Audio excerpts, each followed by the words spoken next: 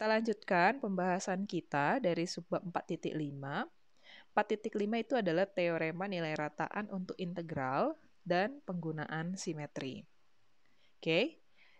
Untuk menentukan nilai rata-rata sebuah fungsi, kita bisa menggunakan formula sebagai berikut ya.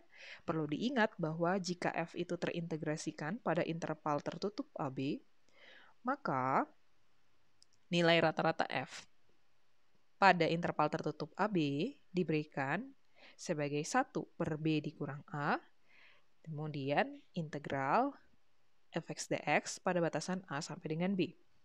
Ya, jadi kalau ditanya nilai rata-rata, itu kita udah langsung ingat aja bentuknya, bentuk fungsinya itu sebagai berikut ya. Sebentar saya ambil pennya dulu. Nah, bahwa integralkan si f-nya ini, oke, pada interval tertutup A sampai dengan B, kemudian kalikan saja dengan 1 per, batas atas dikurang batas bawahnya ya. Jadi 1 per B dikurang A dikali dengan si integralnya tadi, integral tentu saja.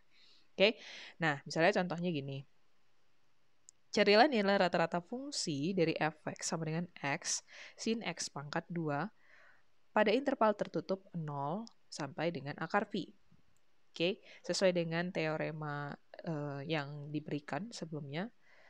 Oh, sorry, ini belum masuk teorema ya. Sesuai dengan definisi lah ya. Sesuai dengan definisi yang diberikan sebelumnya, kita boleh menentukan nilai rata-rata fungsi ini sebagai berikut, yaitu, oke, ini adalah solusinya gitu ya.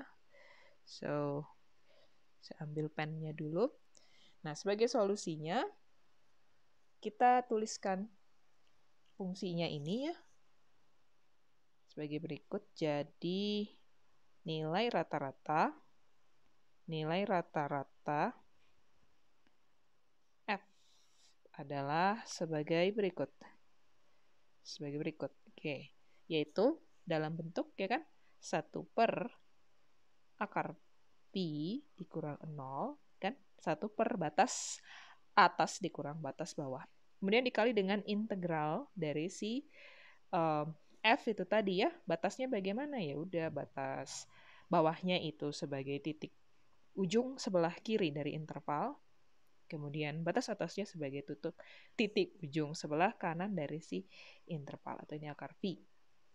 Fungsinya tadi adalah x sin x pangkat 2 dx. Nah, yang harus kita selesaikan adalah bentuk integralnya, kan? Caranya bagaimana? Caranya boleh menggunakan substitusi ataupun menggunakan pemisalan terlebih dulu. Jadi kita misalkan. Apa yang kita misalkan? Biasanya kita ngambil fungsi yang ada di dalam fungsi yang lainnya untuk kemudian kita bisa tentukan du gitu ya. Jadi fungsi yang tadi itu kita misalkan sebagai u, lalu kita bisa tentukan du-nya sedemikian agar masih bisa terkait lah ya, terkait dengan fungsi pada soal. Oke. Maksudnya gini, kalau saya ngambil, ini kan sin x pangkat 2, saya mengambil u sama dengan x pangkat 2, lalu du saya akan sama dengan 2x dx. Kita punya variabel x dx, dan itu masih terkait gitu loh, dengan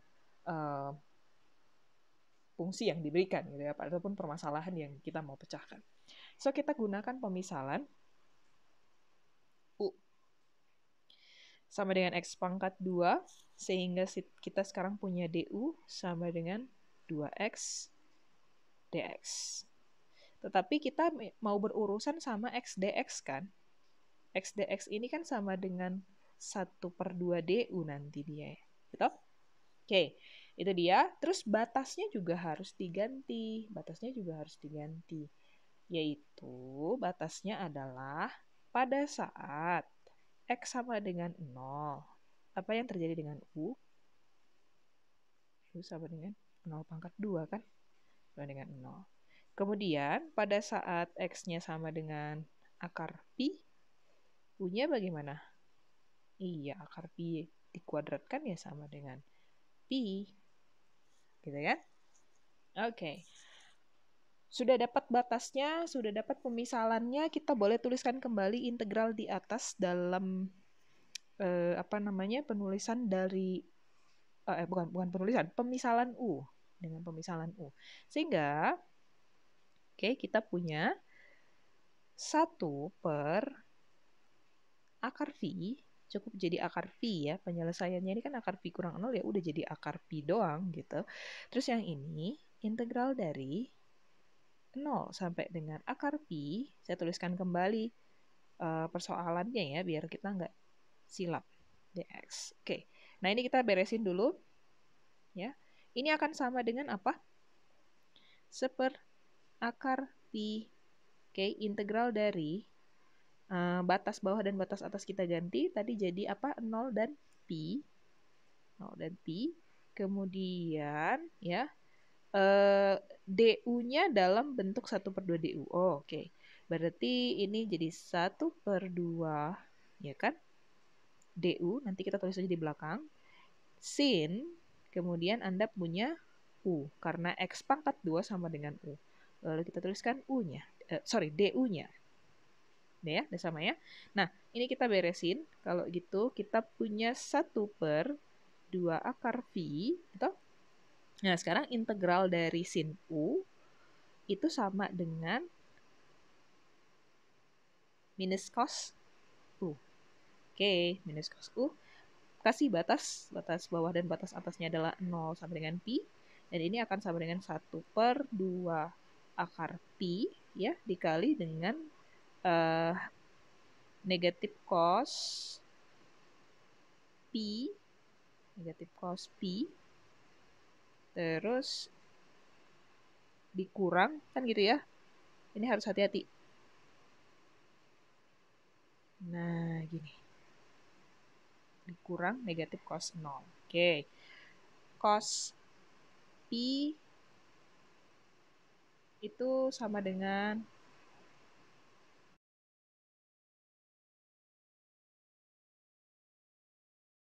Oke, selanjutnya ya, untuk cos Pi itu sama dengan minus 1.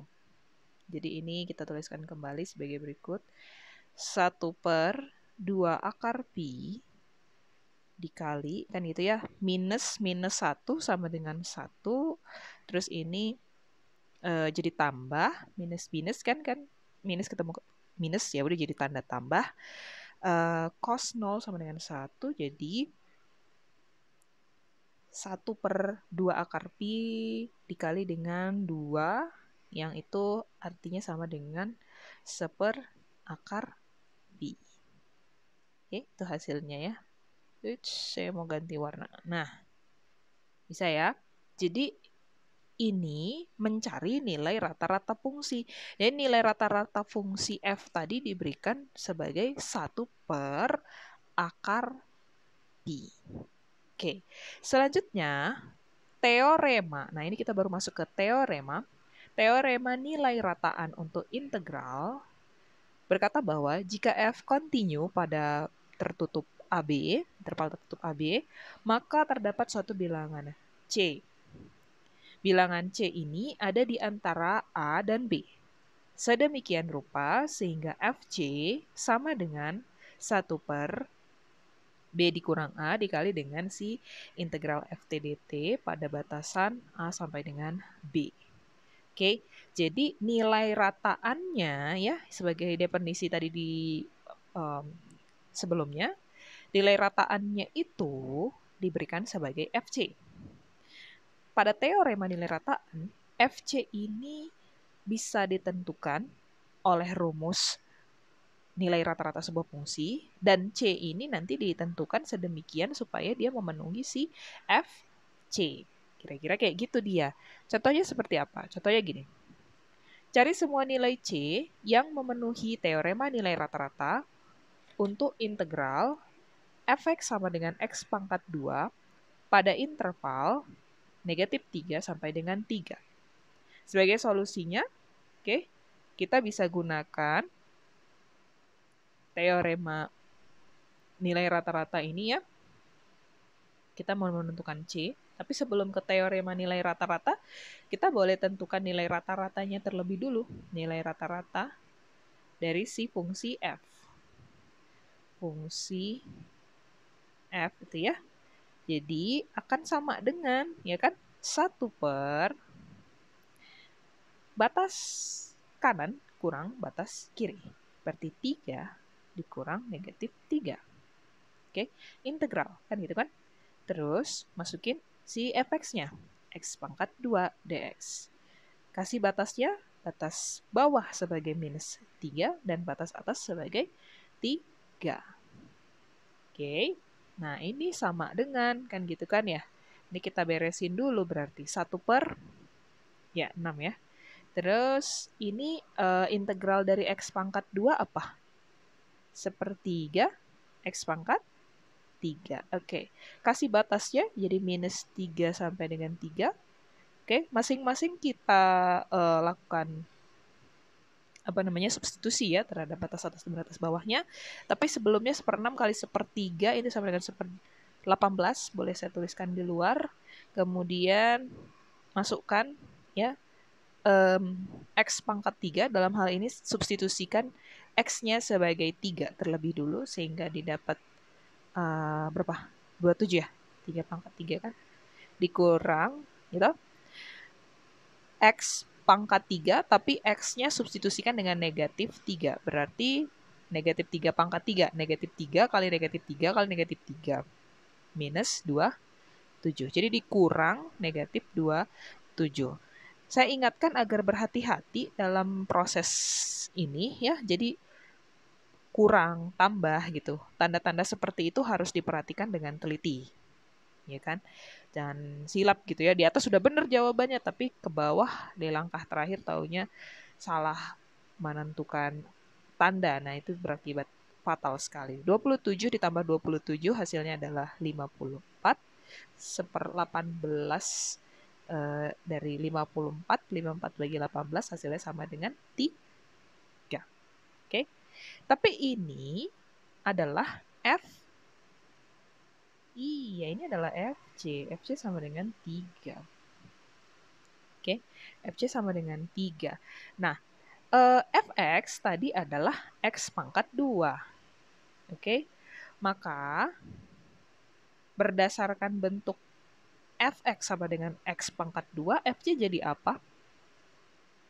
C pangkat 2. Dan itu nilainya sama dengan 3.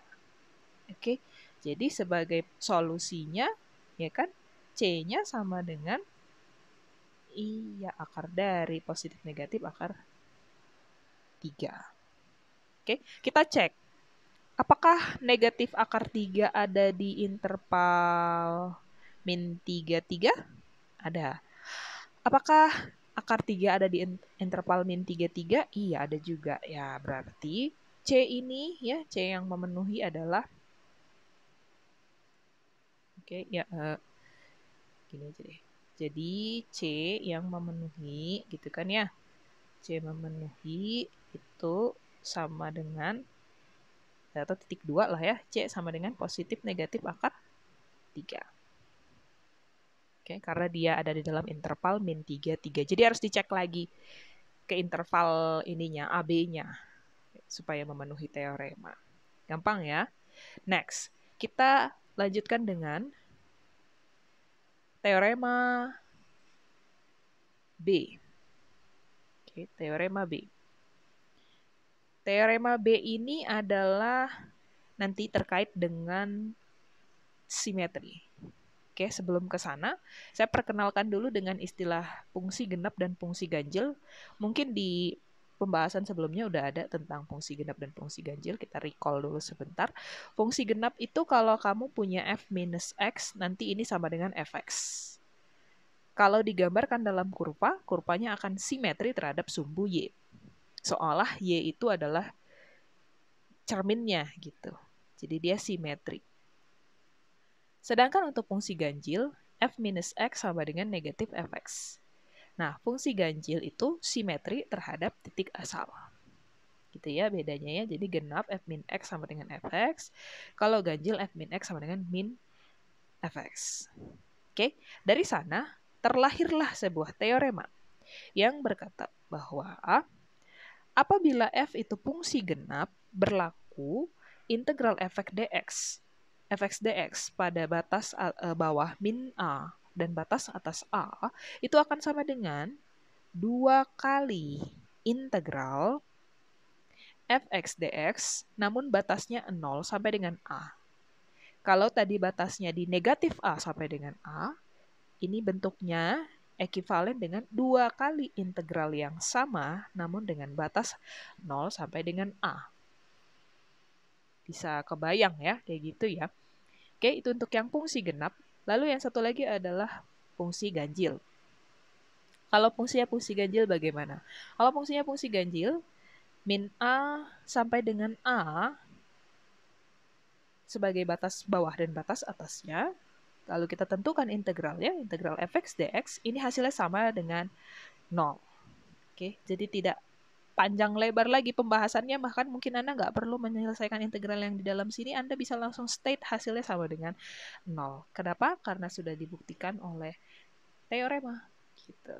Ya, jadi bedanya kalau digenap, dia nanti jadi 2 dikali integral fx dx pada batas 0 sampai dengan A. Tapi kalau diganjil, dia langsung sama dengan 0. Tapi ingat batasnya itu adalah min A sampai dengan A. Ya, min A sampai dengan A. Jadi kalau kamu dari min 2, ya sampai dengan 2. Min 3 sampai dengan 3. Oke, berjalan sedemikian. Contohnya seperti apa? Biar lebih jelas, contohnya gini. Integral dari cos x per 4 dx dengan batas bawah negatif pi dan batas atas pi. Kita harus cek dulu, cos ini fungsi ganjil atau fungsi genap? Iya, cos adalah fungsi genap. Yang ganjil itu fungsi sin. Sin itu fungsi ganjil. Ya, jadi ingat cos adalah fungsi genap. Nah, artinya apa? Bahwa cos negatif x per 4 ini sama dengan cos x per 4.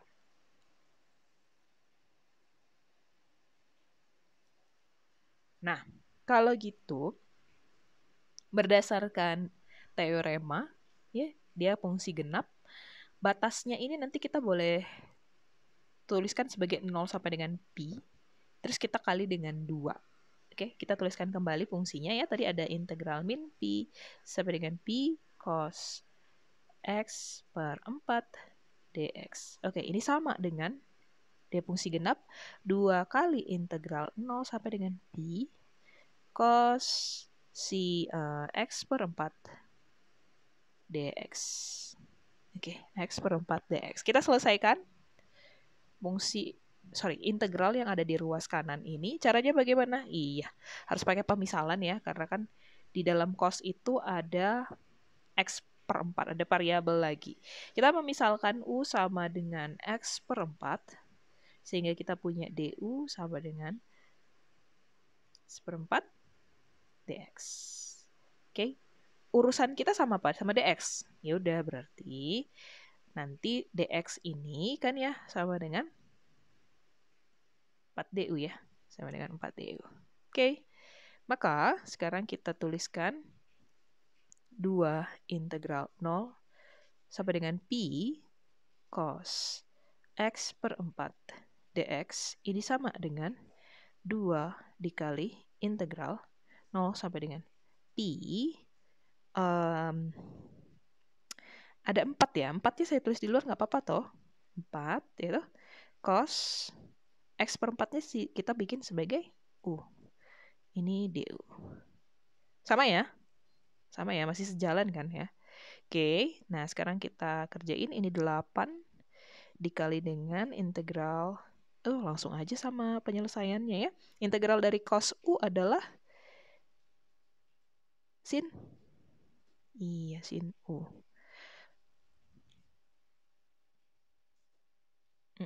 Hati-hati, ini nggak bisa ini batasnya ya. Maaf, bentar. Saya harus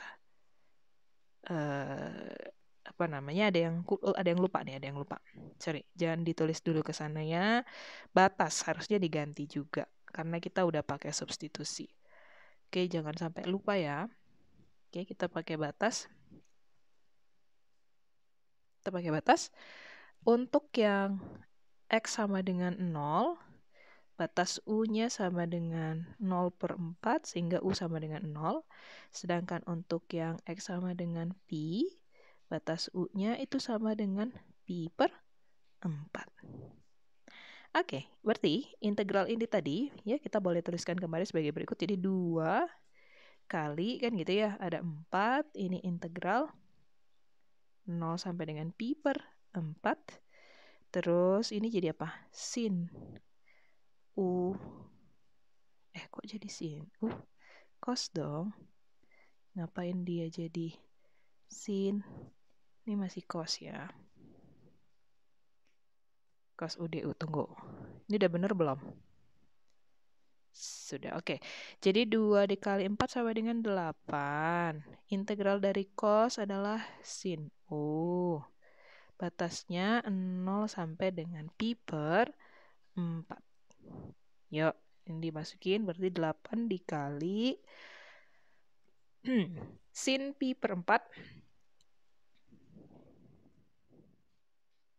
Gitu. Terus dikurang sin 0. Sin 0 kebetulan sama dengan 0, nggak usah ditulis lagi juga nggak apa-apa. Sin Pi/4 sama dengan setengah akar 2. Jadi 8 dikali setengah akar 2, hasilnya adalah 4 akar 2.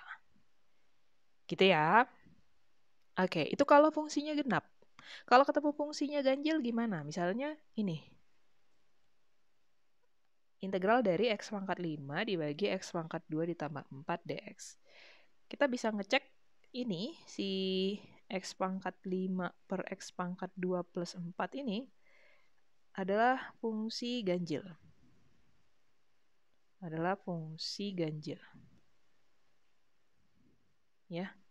Ngeceknya dari mana? Yang tadi, yang si F min X sama dengan min F X. Oke, ambil sembarang X yang ada di dalam interval ini. Ya, mungkin 2 atau 3 mungkin kalau sudah memenuhi, ya ternyata dia adalah fungsi ganjil. Dan kita bisa gunakan teorema simetri karena dia gunakan batas atas dan batas bawah itu sebagai minus 5 sampai dengan 5. Gitu. Artinya dari suatu konstanta dari yang diambil dari nilai negatif dan positifnya, ini bisa langsung kita state bahwa integral dari min 5 ya, ini ya, min 5 sampai dengan 5, min 5 sampai dengan 5 untuk X⁻5 per X⁻2 plus 4 dx sama dengan 0. Selesai. Gitu ya. Itu yang fungsi ganjil. Teorema terakhir, teorema C. Teorema C berkata bahwa jika F periodik dengan periode P, maka integral dari fx dx pada batas A plus P sampai dengan B plus P ini sama dengan integral dari fx dx pada batas A sampai dengan B. Jadi P ini adalah suatu angka yang sama. Oke, dia adalah suatu angka yang sama. Nah, contoh soalnya misalnya gini. Tentukan integral dari mutlak sin X dx pada batas 0 sampai dengan 2pi. Ya. Kita tahu bahwa fx yang dimisalkan sebagai mutlak sin X ini adalah suatu fungsi periodik. So, ini periodik. Periodenya apa? Periodenya adalah pi. Oke, periodenya adalah pi. Nah, maksudnya kalau misalnya kamu menambahkan batas atas ataupun batas bawah dengan pi, oke, selisihnya itu bisa digunakan sebagai batas atas dan batas bawah. Ya, jadi maksudnya gini, kita bisa tuliskan kembali fungsi di atas sebagai berikut. Integral 0 sampai dengan 2pi mutlak sin X dx ini sama dengan, oke, kalau berdasarkan batas-batasnya, ini boleh ditulis sebagai 0 sampai pi mutlak sin X dx ditambah pi sampai 2pi mutlak sin X dx. Ya, ini berdasarkan batas-batasnya. Kita punya teorema tentang ini. Jadi kalau tadi batasnya 0 sampai dengan 2pi, kita pisahin jadi 2, jadi 0 sampai dengan pi, kemudian pi sampai dengan 2pi. Sudah?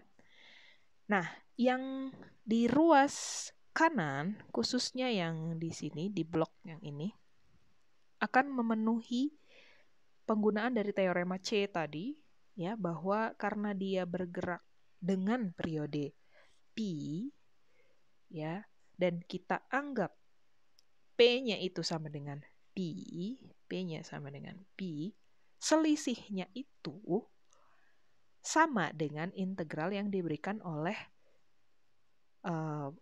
batas yang ditambah dengan periodenya tadi. Maksudnya gini, ini kita tulis lagi aja lah ya. Ini kan batas bawah kan pi. Batas atas 2pi. Periode pi. Kalau dimisalkan ini sebagai A tambah P, berarti kan itu sama dengan, apa tuh? 0 tambah pi kan? 0 tambah pi, ini sama dengan pi. Oke. Terus udah gitu kalau di sini, pi tambah pi itu kan, sama dengan 2pi. Periode Anda kan ini, pi. Sama-sama dijumlahin sama pi gitu loh. Nah, jadi selisihnya tadi siapa? 0 sama pi kan?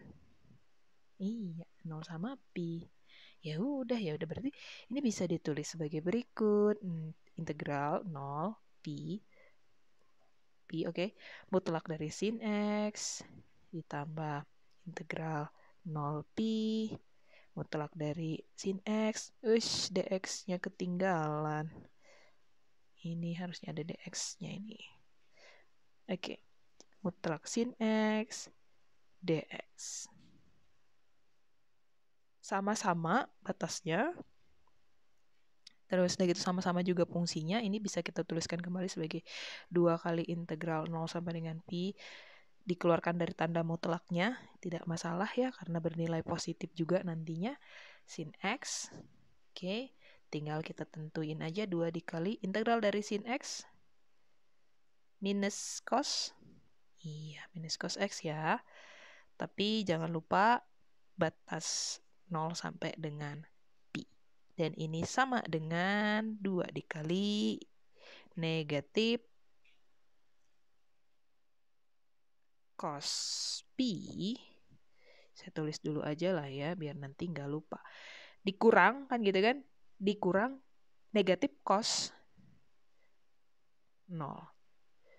Oke. Ini saya masih tuliskan, tapi pada saat Anda nanti mau tuliskan langsung aja jadi plus juga nggak apa-apa, nggak masalah. Jadi bisa 2 dikali cos pi tadi sama dengan minus 1. So, minus 1 kali minus sama dengan 1 tambah cos 0 sama dengan 1. 2 kali 2 sama dengan 4. Gitu ya. Oke. Itu dia pembahasan 4.5. Ini tadi sudah kita kerjain. Ya, 4.5. Kalau misalnya ada yang kurang jelas, boleh ditanyakan kepada saya. Oke. Dan atas perhatiannya saya ucapkan terima kasih.